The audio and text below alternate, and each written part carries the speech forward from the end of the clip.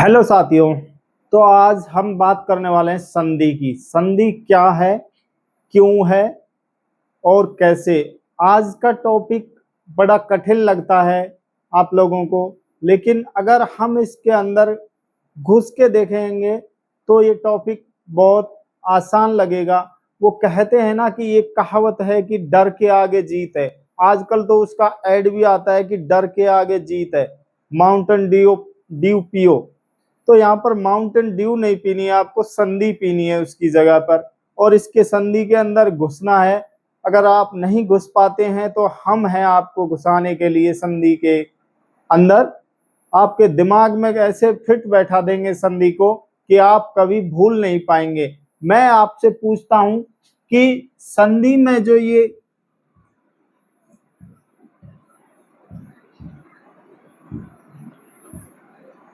मैंने शब्द लिखा है यहाँ पर हिमालय, क्या आप इसके बारे में जानते हैं कि हिमालय कैसे बना है, किन किन शब्दों से बना है, इसमें कौन सी संधि है? अगर नहीं जानते हैं तो आइए, ये क्लास आज आपके लिए होने वाली है। तो आइए बात करते हैं हिमालय की।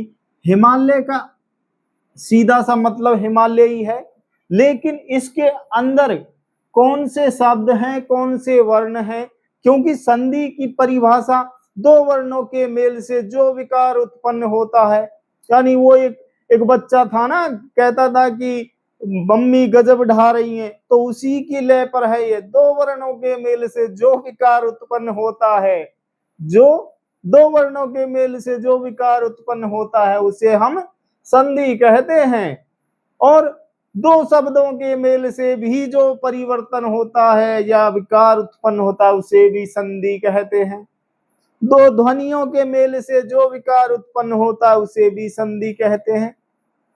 तो इनमें कंफ्यूज ना होना है आपको। ये तीनों चीज एक ही है। ध्वनि भी उन्हीं से निकलेगी, उसी शब्द से। शब्द भी शब्द में ही वर्ण होते हैं, यानी वर्ण से शब्द बनते हैं, शब्दों से वाक्य बनता है। ये आप अच्छी तरह से जानते हो। तो आइए देखते हैं हम हिमालय में हमारा क्या है। हिमालय का संधि विच्छेद होगा हिम प्लस आलय।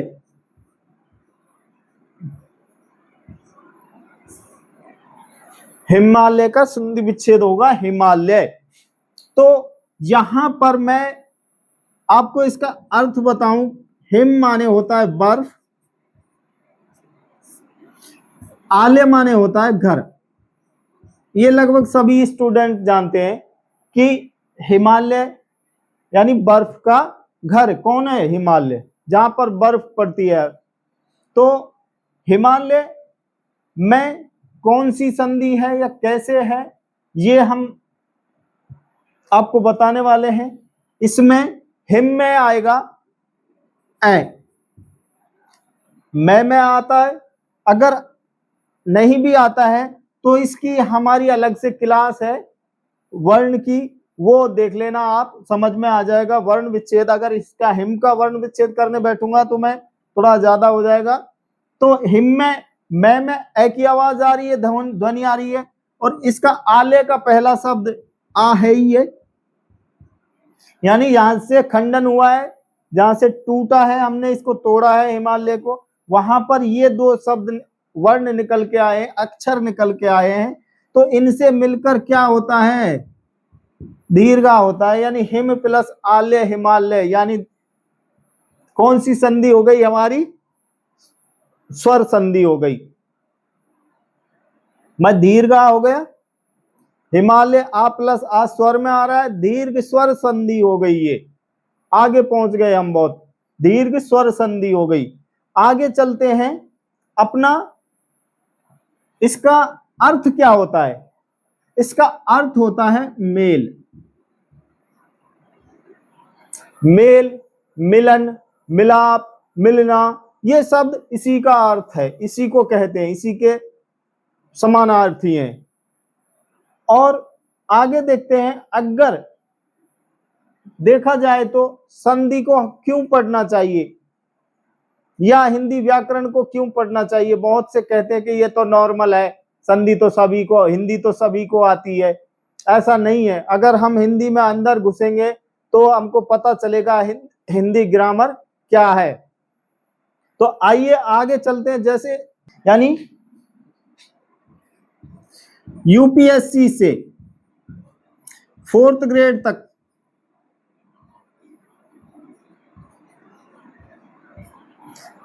सभी में हिंदी आती है, और हिंदी का ये जो संधि टॉपिक है बहुत ही महत्वपूर्ण है। आइए आगे देखते हैं यहां पर स्वर संधि क्या है।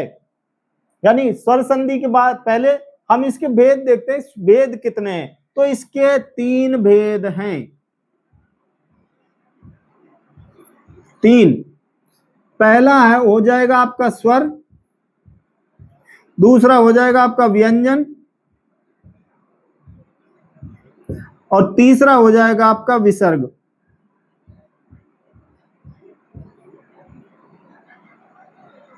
तो आइए पहले हम स्वर संधि की बात करते हैं। तो स्वर संधि की बात करेंगे तो स्वर संधि क्या है, मैं शॉर्ट में लिख रहा हूं यहां पर। स्वर वर्ण प्लस स्वर वर्ण से जो परिवर्तन होता है वह स्वर संधि है। भैया नहीं आई समझ में? यानी स्वर वर्ण के साथ स्वर वर्ण के मेल से, स्वर वर्ण के साथ स्वर वर्ण के मेल से जो विकार उत्पन्न होता है, जो परिवर्तन होता है, वह स्वर संधि कहलाता है। कैसे कहलाता है आइए देखते हैं। इसमें हम लिख देते हैं, हम यहां विद्यालय, विद्यालय आ गया आपका, विद्याधन आलय, ये सभी जानते हैं विद्या धन आलय।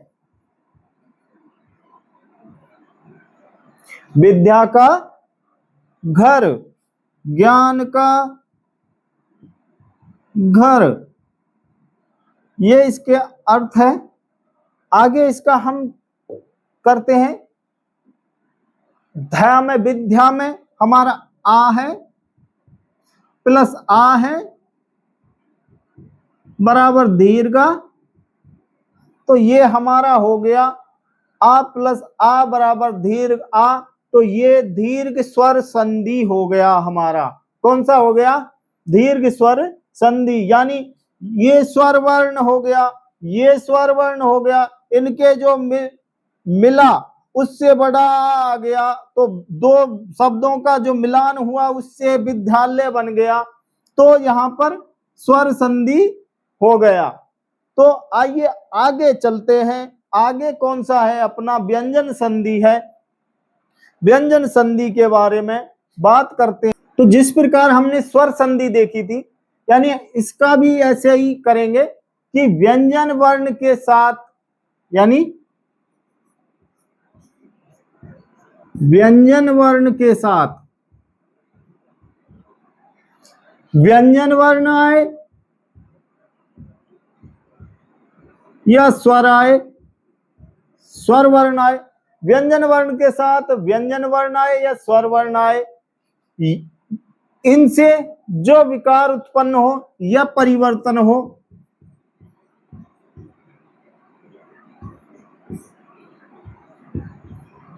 वो व्यंजन संधि कहलाता है भाई।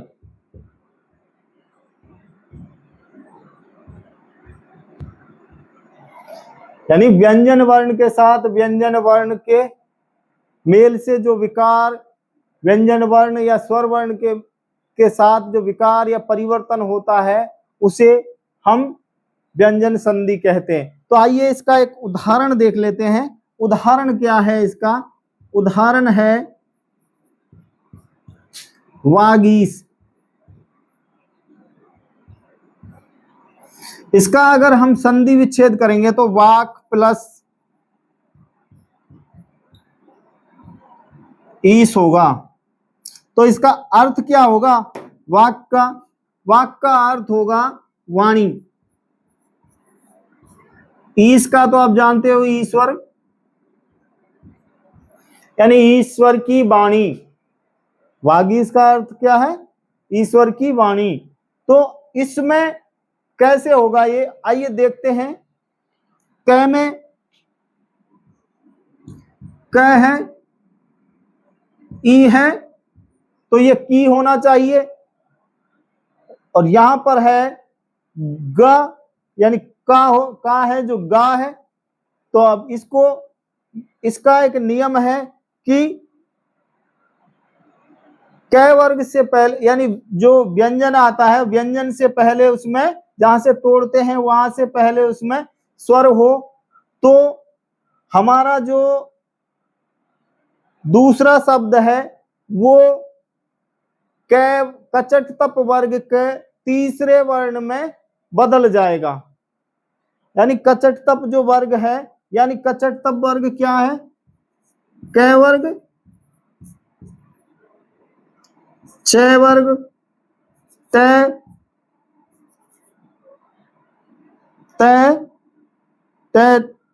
और पै, त थ, यानी त थ कचट ता प।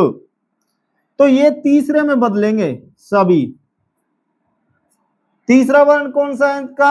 ग हो गया, ज हो गया, द हो गया, द हो गया और ब हो गया। ये तीसरे वर्ण है। तो हम इसको बदलेंगे तो किस में बदल जाएगा? ये ग में बदल जाएगा। तो ये गी हो जाएगा। तो गी हमारा लास्ट का है ईस, तो हमारा वागीश बन गया। यानी व्यंजन है, व्यंजन से टूटा। विसर्ग के साथ में परिभाषा बड़ी आसान है इसकी। विसर्ग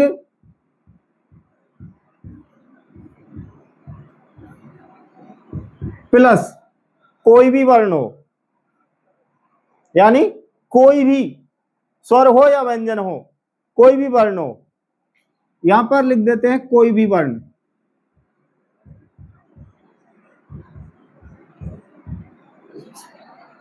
तो वहां पर विसर्ग संधि होगी। यानी विसर्ग वर्ण के साथ, विसर्ग के साथ वर्ण तो नहीं है, विसर्ग है। तो विसर्ग के साथ स्वर व्यंजन, स्वर वर्ण या व्यंजन वर्ण आए तो उनके जो विकार होता है, उनका जो परिवर्तन होता है मिलने से, तो वहां पर विसर्ग संधि होती है। तो आइए देखते हैं, इसका उदाहरण है एक।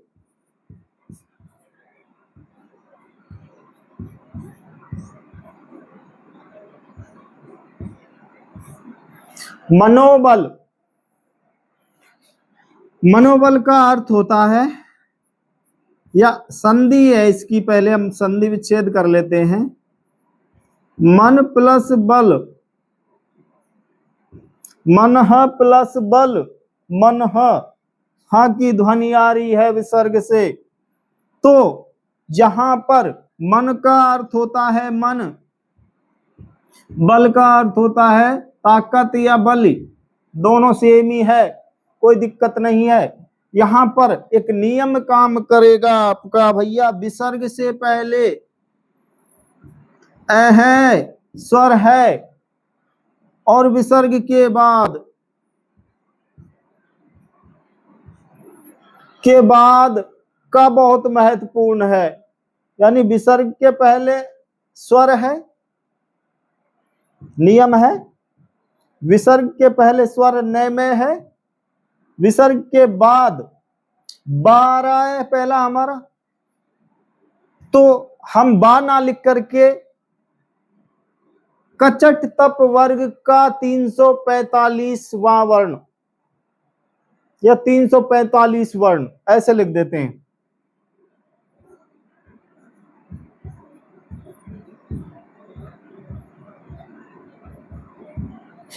यानी का वर्ग, खा, चा वर्ग, टा वर्ग, ता वर्ग और पा वर्ग के 3, 4, 5वें वर्ण में से कोई हो, या फिर य, र, ला, व, हा और आ, इनमें से कोई हो, तो वहां पर विसर्ग है जो किस में बदलेगा, विसर्ग सर ऊ में बदल जाएगा। किस में? ऊ में। तो हमारी संधि हो गई ए